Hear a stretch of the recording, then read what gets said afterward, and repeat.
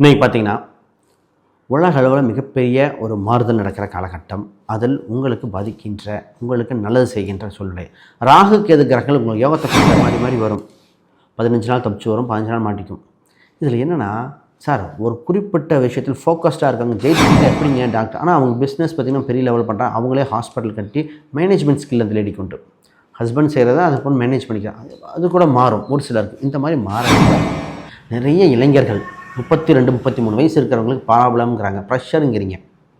அது என்ன ப்ரெஷர்னு பார்த்தீங்கன்னா, ப்ரெஷர் வேரியேஷன் இருக்குது.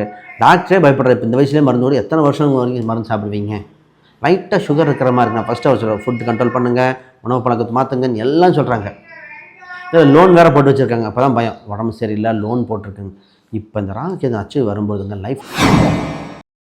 விஜய் ஆர்த்தி விளாக்ஸ் நேயர்களுக்கு அனைவருக்கும் வணக்கம். நான் உங்கள் ஸ்ரீஷ்பா விஜயகுமார்.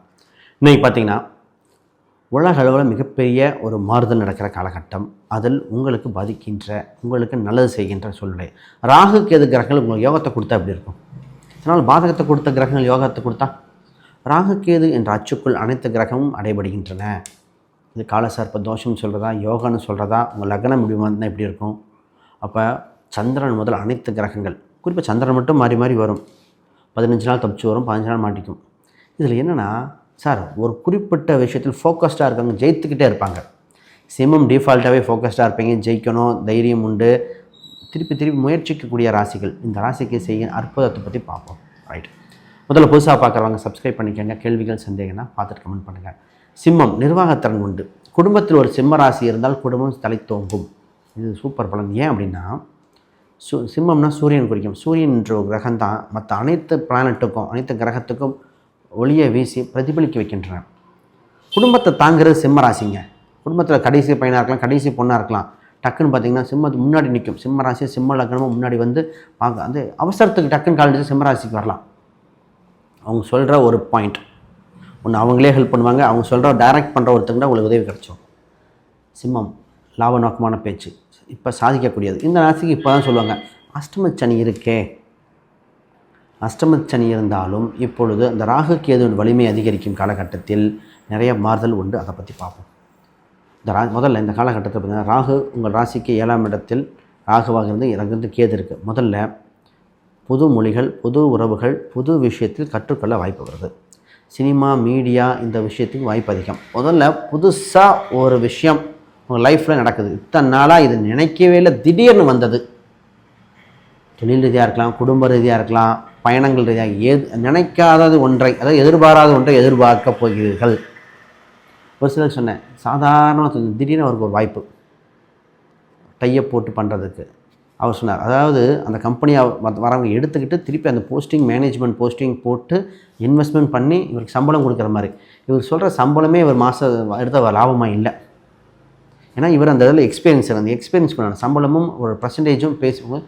அவர் தான் சொல்லார், சார் என் பிஸ்னஸ் நான் விட்டு சாதாரண சொற்பத்துக்கு விற்கலான் இருந்தேன், இப்போ பெரிய லெவலுக்கு கொடுத்துட்டு அங்கேயே எனக்கு ஒரு பார்ட்னர்ஷிப் மினிமம் ஷேர் ஹோல்டர் கொடுக்குறாங்க. இது மிகப்பெரியது இல்லையா? ஏன்னா அந்த தொழில் நடத்தவே முடியல, விட்டலாங்கிற ஸ்டேஜ். அப்போ இது மாதிரி ஒரு கோல்டன் டைம் கிடைக்கும். அதை பார்ப்போம். முதல்ல ஃபஸ்ட்டு நான் பேசும்போது திருமணம் சம்பந்தம். சார் திருமண ரீதியாக ஒரு திருமண பாக்கியம் கிடைக்கக்கூடியது. திருமணத்துக்கு ராசிக்காக பல பரிகாரம் பண்ணிட்டாங்க.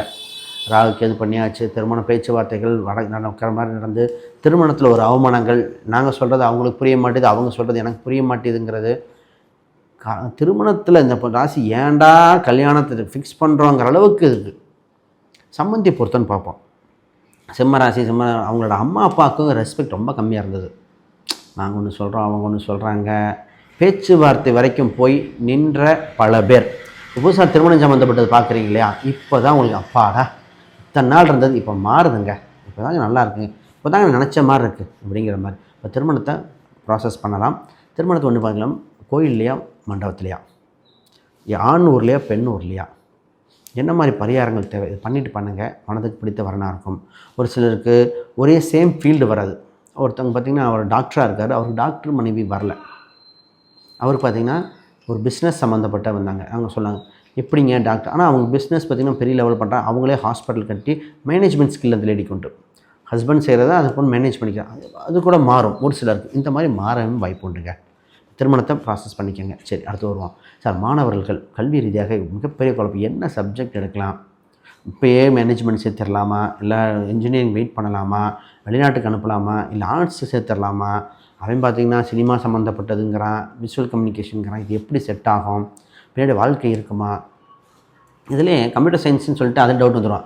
ஜஸ்ட்டு கம்ப்யூட்டர் சயின்ஸா, பிடெக் ஐடியா, ஆர்டிஃபிஷியல் இன்டெலிஜென்ட்டாக, டேட்டா சயின்ஸா, பிஸ்னஸ் அனலிஸ்டிக்கா, இதிலே டவுட் வந்துடும். திடீர்னு சைபர் செக்யூரிட்டிங்கிறாங்க, அதெல்லாம் என்னன்னே தெரியல. அப்போ இத்தனை மாற்றங்கள் இருக்கும்போது முதல்ல பார்க்கணுங்க 10ஆம் அதிபதியோட அம்சம் எப்படி இருக்குது, பின்னாடி என்னவாக போகிறாரு, அவர் வாழ்க்கையில் என்னெல்லாம் அனுபவிப்பார். படிப்புக்கும் வேலைக்கும் சம்மந்தம் இல்லாத பல பேர் இருந்திருப்பாங்க, ஆனால் படித்த படிப்புக்கே போன பேர். இப்போ என் தம்பிக்கு என்ன அவரோட தொழில் அமையப்போகுது, அதை ஒட்டியே அமைச்சிக்கலாம். இல்லை கண்டிப்பாக ஒரு கவர்மெண்ட் வேலை, படித்த படிப்பு சம்மந்தம்லாம் தொழில் பண்ண போகிறாருன்னா இவ்வளோ இன்வெஸ்ட்மெண்ட் தேவையில்லை. அப்போ அவருக்கு ஒரு ஸ்டாண்டர்டான காலேஜில் ஒரு ஃப்ரெண்ட்ஸ் சர்க்கிள், ஒரு ஒரு கூட்டத்தை இது பண்ணுறதுக்கு, ஒரு நாலேஜ் கெயின் பண்ணுறதுக்கு மட்டும் போட்டு மற்றதை பண்ணலாம். அப்போ அதை தெரிஞ்சுக்கணும் இல்லையா? இது பின்னாடி பிஸ்னஸ் தான் பண்ண போதும். இந்த மாதிரிலாம் தெரிஞ்சுக்கிட்டு போனால் தான் பெஸ்ட்டு. ரைட், இன்னும் பேசுவோம்.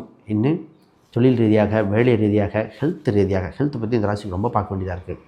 அப்புறம் சொத்து ஒன்று வாங்கலான் இருக்கோம், அதை பற்றி என்ன, இதெல்லாம் தெளிவாக புரிதல் பேசுகிறோம். அதுக்கு முன்னாடி யாருக்கா ஜாதகம், பிரசனம், வாஸ்து நிமிடிச்சு பார்க்குறேன், ஸ்க்ரீனில் தெரியாத எண்களுக்கு தொடர்பு கொள்ளுங்கள். ஒரு விஷயம், நான் புக் ஒன்று பப்ளிஷ் பண்ணியிருந்தேன், எக்ஸ்ப்ளோரிங் வேதிக் அஸ்ட்ராலஜி பார்ட் டுடே. அது மாடர்ன் அஸ்ட்ராலஜி. இந்த மாடர்ன் அஸ்ட்ராலஜினா அடிப்படையிலேருந்துங்க, இன்றைய கால அடிப்படையிலேருந்து அட்வான்ஸ் வரைக்கும் இன்றைய காலகட்டத்தில் தற்போது இந்த புக் படித்தாலே நிச்சயமாக உங்களுக்கு ஒரு புரிதல் ஏற்படும். வீட்டுக்கு ஒரு ஜோதிடர் உருவாக்க முடியும். எந்த ஒரு ஜோதிட மெத்தட் பார்த்தாலும் இது அடிப்படை தெரியாமல் பலன்னு சொல்ல முடியாதுங்க.